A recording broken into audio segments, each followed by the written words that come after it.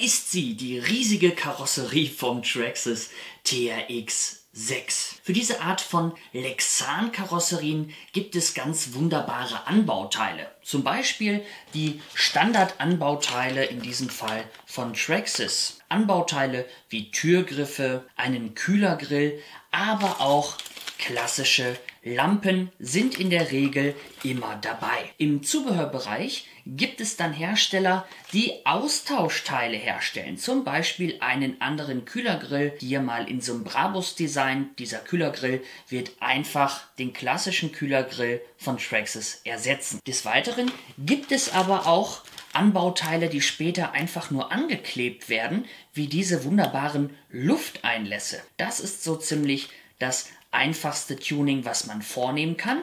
Und dann gibt es auch noch diese Lampengitter und um die soll es in diesem Video gehen. Ich möchte dir zeigen, wie du schnell und einfach Lampengitter an deiner Lexan-Karosserie montieren kannst.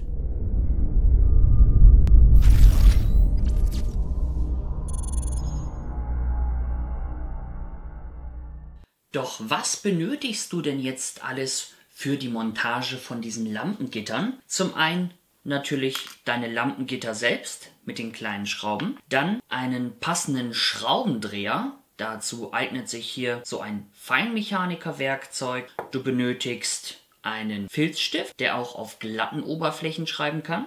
Dann eine Kerze und ich hoffe, du nimmst ein Teelicht. Ich habe leider nichts Besseres zur Hand. Und kaum zu sehen eine feine Nadel. Im ersten Step sorgen wir dafür, dass die Karosserie einen festen Stand hat und das hat sie am besten, wenn sie auf dem Fahrzeug montiert ist. Im zweiten Schritt suchst du dir eine Stelle aus, die erstmal sehr einfach ist. Ich habe mich jetzt hier oben für den Blinker an der G-Klasse entschieden. Sollte deine Karosserie, wie bei mir zu sehen, noch nicht fertig sein, musst du gucken, wo denn später genau deine Lampen sitzen. In diesem Fall habe ich jetzt den Blinker einmal rausgeholt, setze ihn einmal an, denn das Gitter soll ja später auch genau passen. So, der Blinker sitzt jetzt drauf, so wird er dann später montiert. Jetzt geht's zum Lampengitter. Ich nehme das Lampengitter und setze dieses hier vorsichtig auf den Blinker drauf, so dass es für mich stimmig aussieht. Nun nehme ich meinen Filzstift und marker mir hier diese Löcher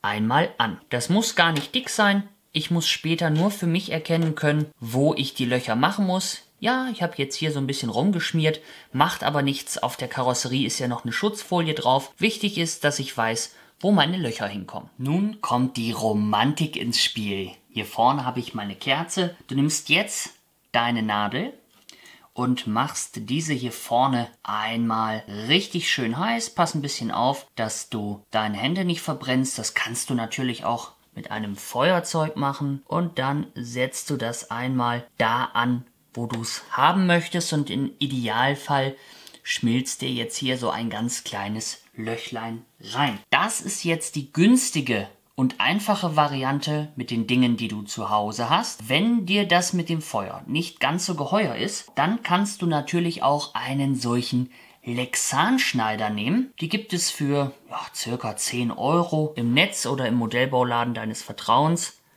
Und dort kannst du dann hier einfach ansetzen. Diese Teile sind sehr, sehr scharf und kannst hier ein kleines Loch vorbohren. Wichtig, das Loch sollte natürlich wirklich klein sein, sodass die Schraube da nicht durchfällt und später noch Halt hat. Also wirklich nur so ein bisschen vorbohren.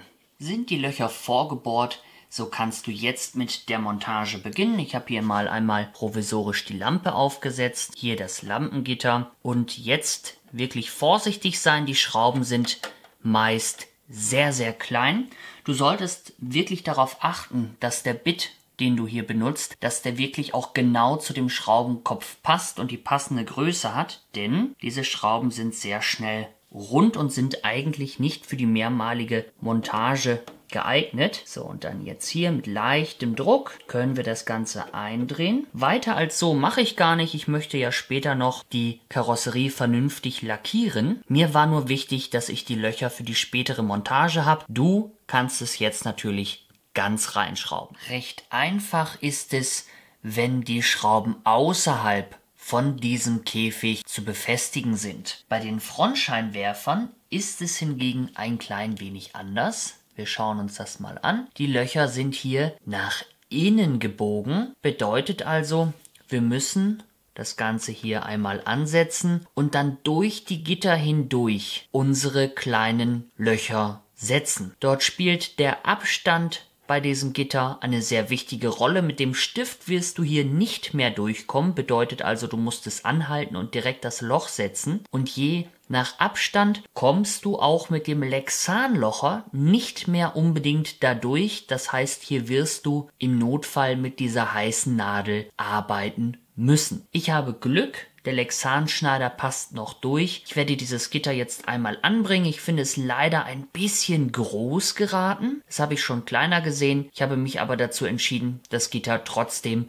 am Frontscheinwerfer zu montieren. Hier die fertig montierten Gittern vor den Frontscheinwerfern. Was ich jedem jetzt noch empfehlen würde, der auf Nummer sicher gehen möchte, ist, die Schrauben in irgendeiner Form zu fixieren. Diese sind jetzt nur ins Lexan geschnitten, können aber bei harter Beanspruchung wieder rausrutschen und eine so kleine Schraube wirst du im Gelände nicht wiederfinden. Hierzu wähle ich eine ganz einfache Methode.